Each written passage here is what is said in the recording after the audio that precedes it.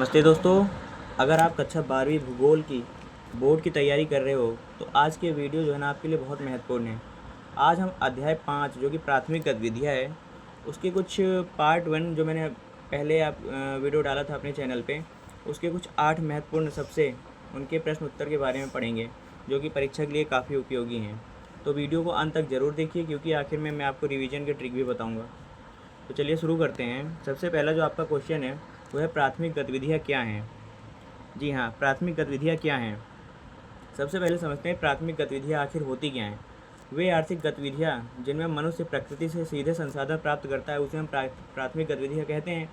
जैसे कृषि, पशुपालन, शिकार, संग्रहण, मत्स्यन, वानिकी, खनन, ये जो हैं सब प्राकृतिक गतिविधियों में आती हैं जिसे हम प्रकृति से सीधे प्राप्त करते हैं। याद रखिए भाई, प्रकृति से सीधे संसाधन प्राप्त करना यानी प्राथमिक गतिविधियाँ।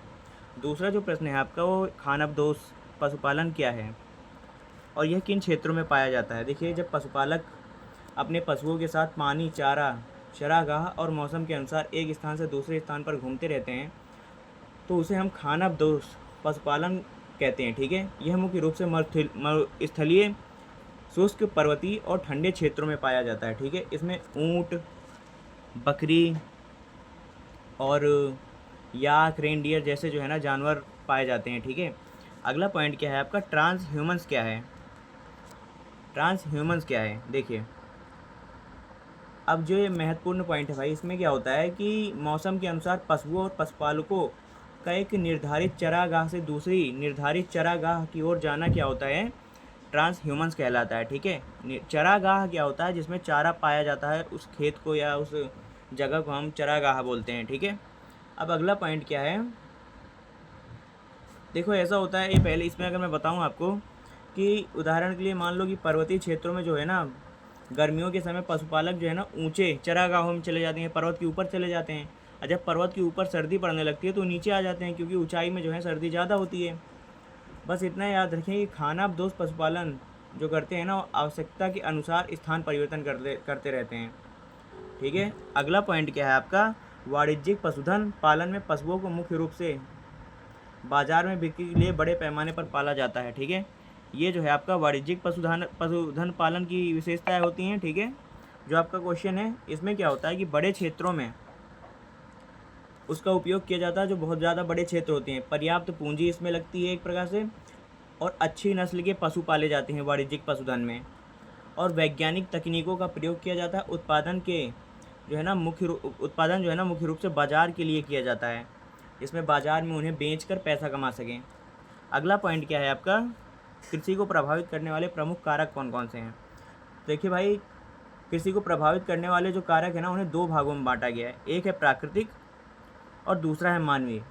ठीक है, प्राकृतिक में क्या आता है, जलवायु, मिट्टी, स्थलाकृति, जल की उपलब्धता, और दूसरे मानवीय कारक में इनमें आता है श्रम, पूंजी, तकनीक, बाजार, परिवहन और सरकारी नीतियाँ। ये जो हैं आपके कृषि को प्रभावित करने वाले कारकों में आते हैं।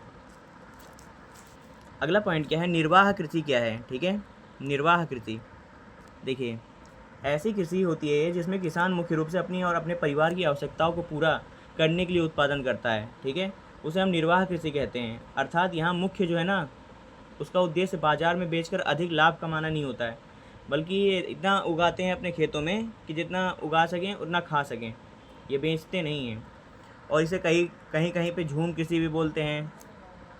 अब अगला क्या है, स्थानांतरित कृषि क्या है। देखिए, भारत में स्थानांतरित कृषि को जो है ना अलग अलग नामों से जाना जाता है। स्थानांतरित कृषि में किसान किसी स्थान पर कुछ समय तक खेती करता है, जब उस भूमि की उर्वरता कम हो जाती है तो किसान दूसरे स्थान पर जाके खेती करने लगता है।